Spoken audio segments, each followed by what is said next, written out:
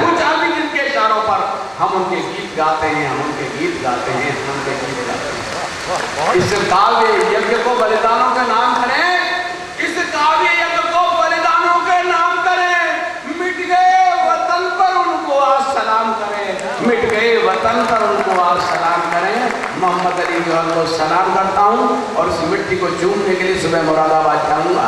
कविता शुरू करता हूँ। जौहर साहब का इंग्लैंड बुलाया जाना। पुरुष वर्ग इस मन से रचना सुने, काश आप आजादी ने गए होते आपकी बेटी की शादी होती। या मेरी माता बहना, माता तो खैर कोई अब है ही नहीं, मेरी बहन और बेटियां ही रह गई हैं, तो उनको मैं निवेदन करता हूँ वो उस मन से रचना सुने, काश उनके पिता आजादी देने गए होते, उनकी स्थिति क्या होती। और मान लिया पंडित चंद्रशेखर शर्मा गुलेरी केवल 3 कविताएं लिखी थी, उसमें से एक थी उसने कहा था, ये मेरी उसने कहा है, हर जगह नहीं पढ़ता हूँ, आपका मन कविता का देखा तो ये कविता पढ़ रहा हूँ। क्या बात है, बहुत अच्छा। और मान लिया आजादी का वो अवश्य पहुंचा लंदन, अगर 15 अगस्त के दिन ये कविता नहीं पढ़ी जाती तो मोहम्मद अली जोहर के प्रति नाइंसाफी हो जाती। और मान लिया आजादी का वो अवश्य पहुंचा लंदन, संयोग से भारत में उस दिन ईद और रक्षाबंधन। कुछ मुसलमान अपने हिंदू भाई के गले मिल रहे थे, कुछ मुसलमान अपने हिंदू भाई के गले मिल रहे थे, उस घुटती गुलामी में खुशियों के कमल खिल रहे थे। कुछ हिंदू बहना मुसलमान भैया की राखी बांध रही और कसम सच्चे धागे की उनके मन में साथ रही। मेरे देश में खुशियां फैली थी वो बबर से बंधन में था, मेरे देश में खुशियां फैली थी वो बबर से बंधन में था, कुर्बान मुकर्रम होने को वही दिन लंदन में था। मुंह बढ़ती रट आजादी के दिल में प्यार वतन का था, मुंह बढ़ती रट आजादी के दिल में प्यार वतन का था। शब्दों की देख बुलंदी को गोरों का माथा खींचा था, गोल वेश को ठोक निडर आवाज बुलंद लगाई थी और भारत की आजादी की कसम में खाई थी। आजादी लेने आया हूँ, आजादी लेने आया हूँ, आजादी लेकर जाऊंगा, वरना ये परतंत्र शक्ल भारत में नहीं दिखाऊंगा। एक ही जिद आजादी की तो तुम्हें मान लेनी होगी, वरना मुझे दफन करने को जमीन ही रहनी होगी। मैं कफन साथ में लाया हूँ, कफन साथ में लाया हूँ, मैं कफन और सो जाऊंगा, कसम खुदा की, वरना मैं आजादी लेकर जाऊंगा। बेहाल कर दिया मार मार, बेहाल कर दिया मार मार को भूल सका ना आजादी, बहने लगा रक्त मुख से हालत गोरों न नादी। तड़प तड़प और बिलक बिलक वो पानी पानी कहता था और मरते दम तक आजादी की हमारी कहानी कहता था। खत आता जो खत खोलते, खत खोला मजमून पढ़ाना माँ की दम घुटता था, खत खोला मजमून पढ़ाना माँ की दम घुटता था। जैसे मंजिल पर आकर तो ढंग का डोला लुटता था, आदाब लिखा था और आगे अंगली से लिखवाया था। भारतीय परंपरा के मुताबिक बेटी शादी की बात माँ से लिखा रही है, आदाब लिखा था और आगे अंगली से लिखवाया था। बेटी ने पिछला लाख का रब्बा ब्याह बुलाया था, तुम तो कहते थे गुड़िया का शाम से ब्याह रचाऊंगा, तुम तो कहते थे गुड़िया का शाम से ब्याह रचाऊंगा, अपने हाथों से बिटिया को डोली में बैठाऊंगा, घबराहट घूम रखी हो के देख सो जाऊंगा, शहनाई बाजेगी कमर में भूला नहीं समाऊंगा। वो वक्त आ गया है अब्बा, वो वक्त आ गया है अब्बा, हसरत तुम पूरी कर लेना, शादी में 10 दिन बाकी है, बेटी की शीघ्र खबर लेना। जिस थाम दिया कर पढ़कर के, जिस थाम दिया कर पढ़कर के अनजाने बाबा छोड़ दिया, बेटी की पिछली यादों ने अब्बा के दिल को तोड़ दिया। गमगीन कांपते हाथों ने मुश्किल से कलम उठाया था, गमगीन कांपते हाथों ने मुश्किल से कलम उठाया था, बेटी को खत लिखने की हिम्मत कर पाया था। सच सहन नहीं कर पाएगी, सच सहन नहीं कर पाएगी, कुछ ऐसा मन में आया था, कोरों के घाव छुपाए थे, खुद को कुछ हाल बताया था। मजबूरी जाहिर की थी, शायद बेटी ना आ पाऊंगा, मजबूरी जाहिर की थी, शायद बेटी ना आ पाऊंगा, अब तो बेटी भारत की आजादी लेकर आऊंगा। मजबूर में बेटी लेकिन, मजबूर में बेटी लेकिन, मजबूर में बेटी लेकिन अल्लाह का मजबूर नहीं, मजबूर में बेटी लेकिन अल्लाह का मजबूर नहीं। जब उसको मंजूर नहीं तो हमको भी मंजूर नहीं, मजबूर में बेटी लेकिन अल्लाह का मजबूर नहीं, जब उसको मंजूर तो हमको भी मंजूर नहीं। जब बजे तेरे घर शहनाई सीने पर पत्थर रख लेना, जब बजे तेरे घर शहनाई सीने पर पत्थर रख लेना, तो दिन के लिए मेरी लाड़ो दिन बाप की बेटी समझ लेना। कर देना माफ मेरी बेटी, कर देना माफ मेरी बेटी, बदकिस्मत काबुल अपने को, साकार नहीं जो कर पाया तेरे छोटे से सपने को। अल्लाह से दुआ करो बेटी, अल्लाह से दुआ करो बेटी, अपने आजादी, फिर बिना बाप के बेटी की इस तरह कभी ना हो शादी। तू भूल जाएगी पिछले दम, तू भूल जाएगी पिछले दम, भूली नहीं समाएगी। जब लाड़ो आजाद हिंद की तू बेटी कहलाएगी, फिर भी कुछ शिकवे बाकी हो, फिर भी कुछ शिकवे बाकी हो, कंधे पर सबक रो लेना, आंसू के गंगा जल से तू रंगों के धब्बे धो लेना। भारत माँ की आंखों को बेटी मत नम होने देना, भारत माँ की आंखों को बेटी मत नम होने देना, और तेरी अम्मी मत अबागम होने देना। रोने मत देना हिंद को, रोने मत देना हिंद को, रोने मत देना गंगा को। अब बाकी लाड़ प्यार की बलि दे देना आज तिरंगा को।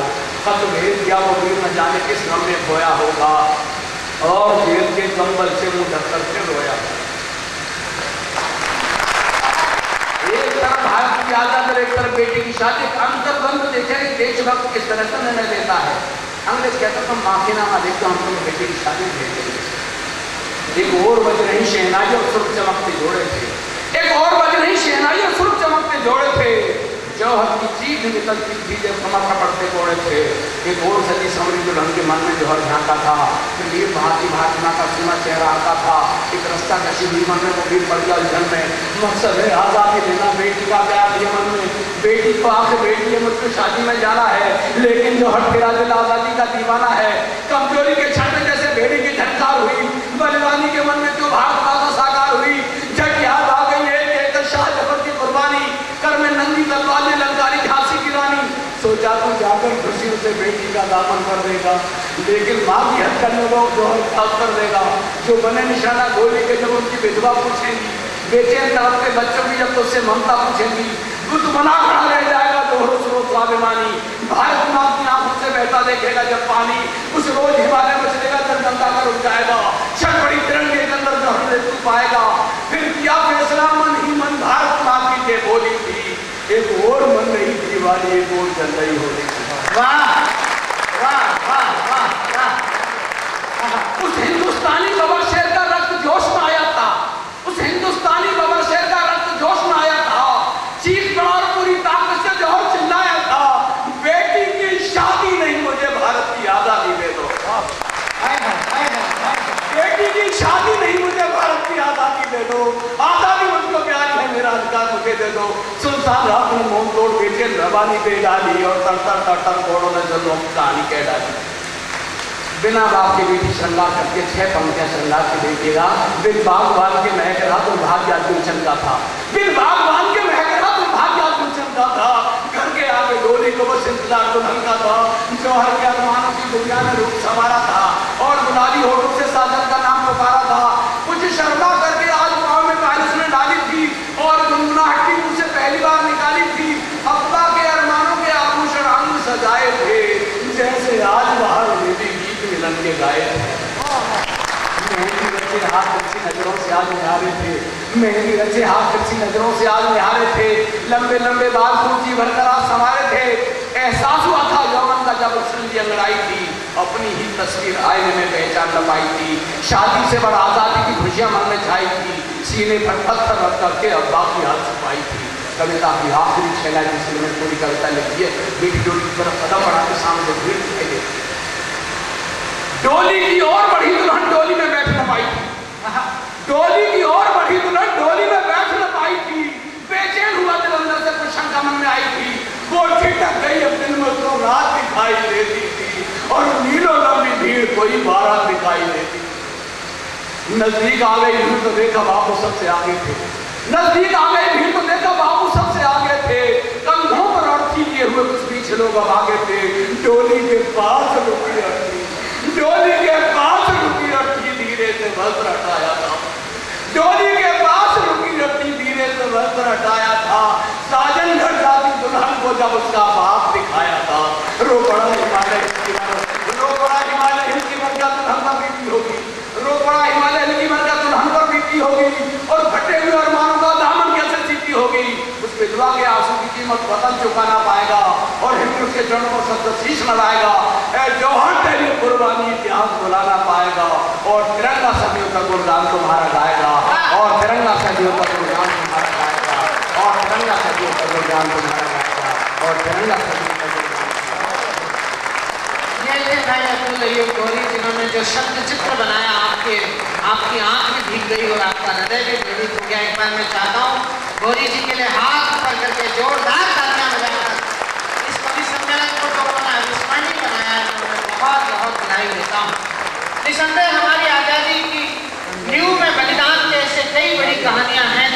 भुलाकर 68 वर्षों में हम जहाँ तक यात्रा कर रहे हैं, आदरणीय संतराम जी जिस उत्साह के साथ पंक्ति खत्म नहीं होने के पहले ताली बजाने की मुद्रा में आ जाते हैं, जिस मनोभाव से आप इस कवि सम्मेलन को सुन रहे हैं, मैं अंदर से भीग गया। आप जैसे लोग अब मिलते नहीं हैं, इस महल के फूल अब खिलते नहीं हैं, आप चलकर आ गए हैं, शुक्रिया, वरना लोग को भूकंप में हिलते नहीं। चुनाव में नेताओं के भाषण सुनो तो ऐसा लगता है कि जो 20 साल पहले पैदा हुए हैं उन्हीं ने इस देश को बनाया है। कोई कहता मेरी माँ का बलिदान, कोई कहता मेरे बाप का बलिदान, कोई कहता मेरी दादी का बलिदान। लेकिन बलिदानों की गाथा की अगर यात्रा की चर्चा करना शुरू करें तो गुरु गोविंद सिंह जी महाराज के 4 बेटे थे। 2 बेटे चमकौर के युद्ध में शहीद हो गए थे, 2 बेटे सरहिंद की दीवार में चुनवा दिए गए थे। लोगों ने कहा गुरुदेव 4 बेटे चारों देश पर धर्म पर वार किए, तो हमारे गुरु गोविंद सिंह जी महाराज ने जवाब दिया था कि निज हिंदवन के वास्ते वार किए सिर्फ 4, वार किए तो क्या हुआ, जीवित है ही हजार। बलिदान की परंपरा वहां से शुरू होती है जहां से भाई गौरी ने इस यात्रा को आप तक पहुंचाया। भगत सिंह की मां फांसी के 1 दिन पहले मिलने जाती है, आंख में आंसू। विद्यावती जी को रोते हुए भगत सिंह ने कहा तू भगत सिंह की मां होकर रोती है, दुनिया क्या कहेगी। तो भगत मां विद्यावती ने कहा इसलिए नहीं रो रही हूँ, पिछले 1-2 दिन बाद फांसी हो जाएगी। हम वक्त में तो इसलिए रो रही हूँ कि मेरी कोख ने और भगत सिंह क्यों नहीं पैदा किया। और ये बलिदान की परंपरा हिंदुस्तान में संतराम जी अभी बंद नहीं हुई है। आपने सुना होगा पिछले दिनों हमारे 2 सैनिकों के सर काटकर पाकिस्तान के सैनिक ले गए, सरकारों ने उसका जवाब नहीं दिया। कई बार हमारे मन में प्रश्न आया कि आखिर हमारे सैनिकों के कटे हुए सिर का पाकिस्तान ने किया क्या होगा। मैंने अब्दुल अयूब गौरी से पूछा कि आखिर पाकिस्तान ने ऐसा घृणित कार्य क्यों किया, तो बोले नहीं, पाकिस्तान की सेना हमारे सैनिकों का सर काट के इसलिए ले गई कि वो जाकर बताएगी कि ये भारत माता के बेटे हैं, जो सर कटा तो सकते हैं लेकिन भारत माता के चरणों में कभी भी सर उनके दुश्मनों के सामने झुका नहीं सकते। हमारे आगरा के पास एक बहुत छोटा सा कस्बा है केकड़ा, बुलंदशहर और आगरा के बीच में, मुश्किल से 800 की आबादी का गांव है। 28 साल के सैनिक का शव तिरंगे में लिपट कर आया, सब कुछ था लेकिन उसमें सिर नहीं था। बिना सिर की लाश किसी परिवार में पहुंचे तो उस परिवार की वेदना क्या होगी ये मैं आपको बता नहीं सकता, आप सुन नहीं पाएंगे। उस 28 साल के सैनिक की 22 साल की युवा विधवा पत्नी उस शव के पास बैठकर विलाप कर रही है। माता पिता द्रवित है अंदर से, लेकिन संतराम जी और तमाम बड़े लोगों के संज्ञान में दृष्टांत इसलिए लाना चाहता हूँ कि उस 28 साल के सैनिक की सबसे छोटी बहन जो सिर्फ 18 साल की है, जिसने अभी अभी BSc फर्स्ट ईयर में एडमिशन लिया है, वो सिर कटी लाश के पास अपनी रोती हुई भाभी को जो समझाती है, यह शब्द चित्र हमारे कविता के खानदान के बड़े कवि डॉक्टर धुरेंद्र भदौरिया ने उतारा। कविता कहाँ कहाँ कैसे कैसे चमत्कार पैदा करती है, बस यही आपको बताना चाहता हूँ। उस बड़े कवि ने इस शब्द चित्र को 4 पंक्तियों में उतारा। उस 18 साल की नौजवान लड़की ने रोती हुई भाभी को समझाया कि दादी का दुलार भूला, मैया का ये प्यार भूला, मोतियों की माला मेरी आस तक न लाया है, होली के ये रंग दिवाली की उमंग भूला, राखी का त्योहार बार बार बिसराया है, भाभी मेरा भैया तो जन्म से भुलक्कड़ था, आज भी उसी आदत को दोहराया है, जाते समय मैया का आशीष लेना भूल गया, आते समय रणथल में शीश भूला।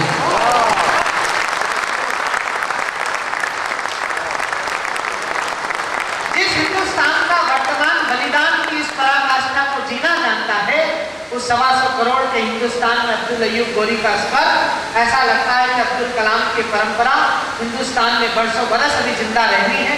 आइए मैं उस सूची की तरफ बढ़ रहा हूँ जिसमें 3 बड़े नाम शेष हैं, जिसमें तीनों ही विशेष हैं। एक हमारे शिल्पी जी, एक हमारे अध्यक्ष महोदय बुद्धिनाथ जी मिश्र और एक हमारी आदरणीय ममता शर्मा जी।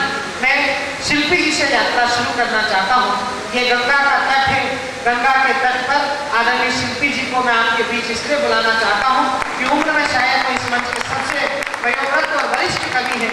उन्हें कितने सम्मान से सुनना है यह मुझे बताने की आवश्यकता नहीं, एक बार जोरदार तालियां बजाकर उनका अभिनंदन करिए। देखिए जो सादगी उनके चेहरे पर और उनके व्यक्तित्व में है, मुझे ऐसा लगता है कि चेहरे से दिल की बातें छलकती जरूर है, चांदी किसी जगह हो चमकती जरूर है, ये